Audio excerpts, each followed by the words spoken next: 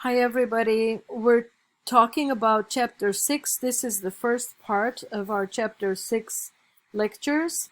So today we're going into the area of interactive media. That includes virtual reality, video games, all of the internet, and nowadays maybe even your smartphones.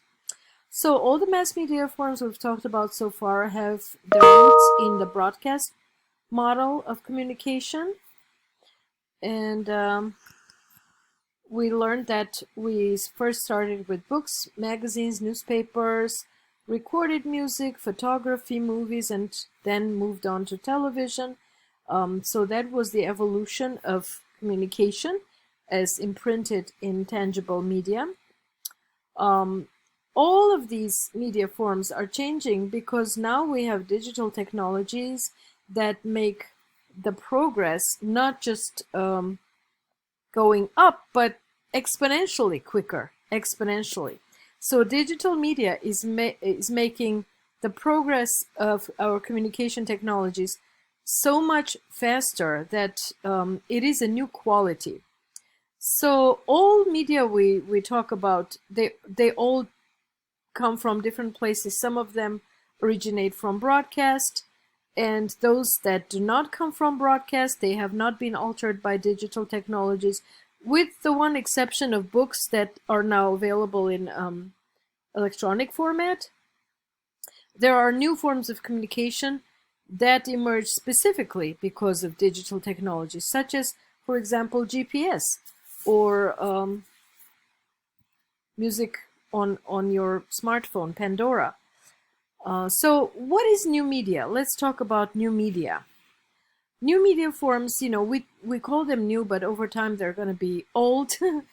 New media forms are also mass media because the audiences are large. They're measured in millions of users. That includes websites, social media platforms, video games, virtual reality, and cell phones. So when we say new media, and they come into our culture, they're often criticized because they're seen as not equal or better than the old media that we know. For instance, I have a smart plug in one of my spaces, and we had a power outage yesterday.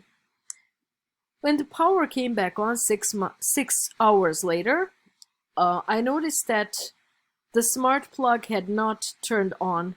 It had stayed off. So it took me a long time to discover that and to change that by unplugging or pressing a button. And it makes you think, if dumb technology can come back on, why can't a smart plug come back on it again when electricity is back?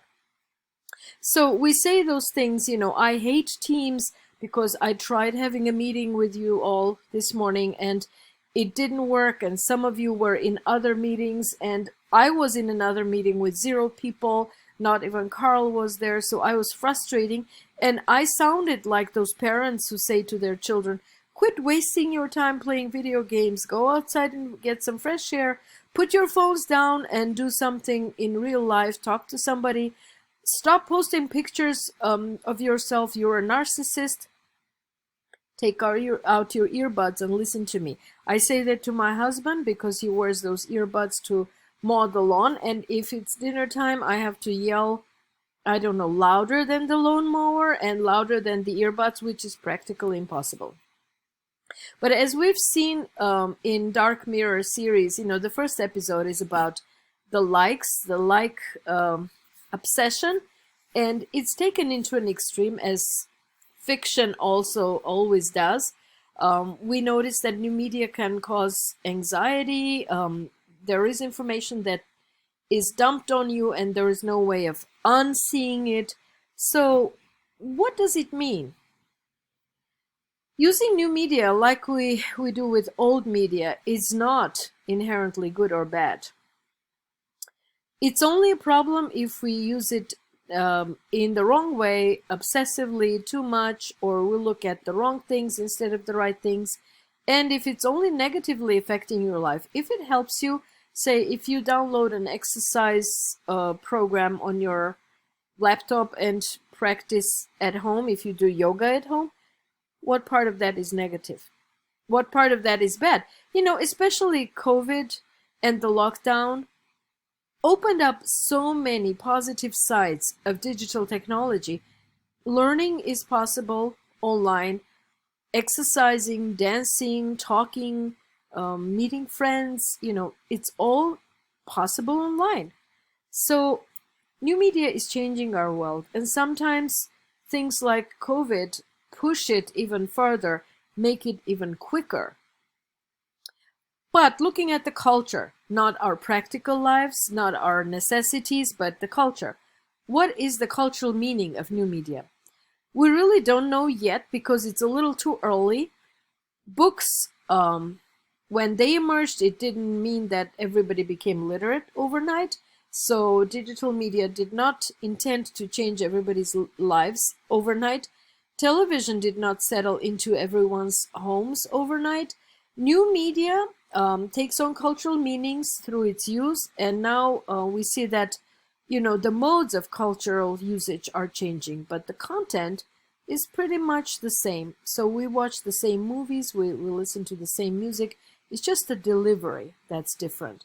But we also make choices. For example, in radio listening, you were listening to whatever is given to you. The biggest change you can make was switch to another channel.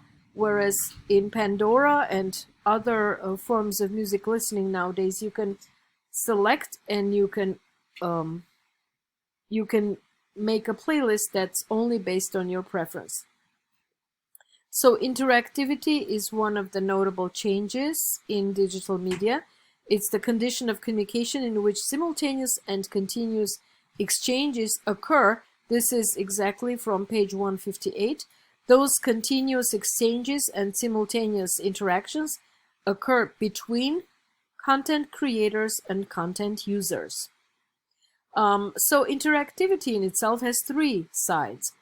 One is the person, the other is the computer, and the third one is the dialogue. The user has some control over the dialogue's content. So you can personalize your page, you can like something, you can block something, so you have some power over the content. And the dialogue affects the nature or type of feedback received, changing as the dialogue continues. So reactions, for example. It means that there are constant elements, the person and the computer, but the dialogue is flowing, it's alive, and it always depends on the input, whatever you receive from it.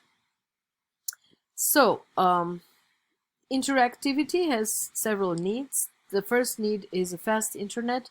So graphical web browsers made the internet universally accessible, and broadband connectivity gave us enough space to interact with text, image, and video. So it is all relying on technology. The second need is intuitive interfaces, things that you don't really need to go to school to learn. For example, using a keyboard, mouse, touch screen, the stylus, or the graphical user interface. Those are different parts of communication online, the way humans and computers interact, and they speak a different language. So the keyboard is the actual linguistic language. The mouse makes it possible, or you can use a touch screen. But if you're a visual artist, if you're more into graphics, you use other tools. So the goals are to make those tools smaller, faster, simpler, and nicer to use, more pleasant to use. And interactivity need number 3, the ethical standards. Anonymity and distance bring out bad communication behaviors. So there can be cyberbullying, there can be fake news, trolling, flaming, swatting. It also provides users with lots of personal private information about you. So there are risks of violating privacy, and there might be behavioral targeting, customized ads, suggested posts, etc. that become quickly annoying and sometimes make you do things that you did not set out or intend to do in the first place.